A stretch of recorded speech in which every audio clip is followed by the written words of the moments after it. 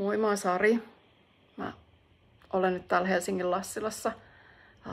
Tää on mun kesäinen tervehdys, vaikkakin tää on vähän tämmönen kontrastinen yksinpuhelu yksityisasunnossa.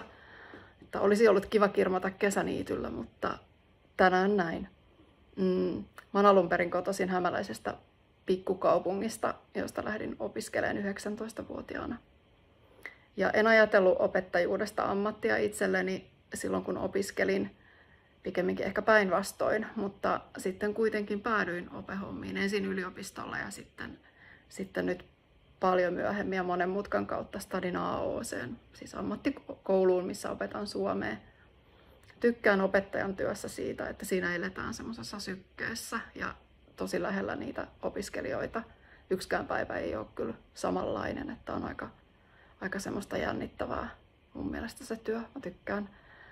Erityisesti tykkään auttaa muita löytämään omia vahvuuksiaan. Ja kun opetan suomea, niin kyllä mä koen, että se kieli on semmoinen, ja paitsi itse ymmärryksen väline, niin myös niin kuin väline siihen, että löytää yhteyden muihin. Se on ihan mun suosikkijuttu, jos näkee, että opiskelija niin kuin löytää tämmöisiä omia vahvuuksia viestinnällisesti ja onnistuu.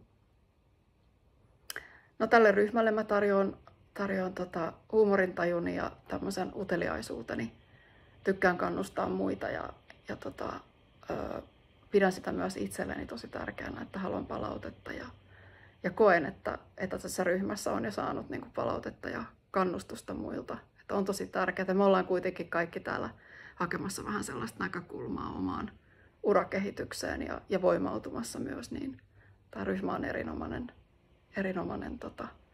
väylä sellaiseen. Sitten tässä on tämmöinen tosi vaikea kysymys, että missä haluaisin nähdä itseni 5 vuoden kuluttua. Niinpä. No, mä oon ajatellut aina, että mä oon muutoskeskeinen ja muutoshakuinen ja ajaudun sinne, minne mun kuuluukin mennä.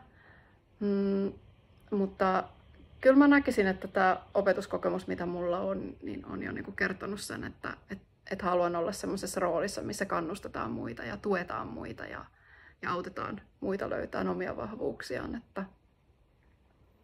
Että voi olla, että haluan olla opettaja 5 vuoden päästä. Hyvä. Joo, kyllä mä haluan. Mutta että missä sitten, niin en mä tiedä. Hyvään paikkaan päädyn. Okei, tämmönen tervehdys.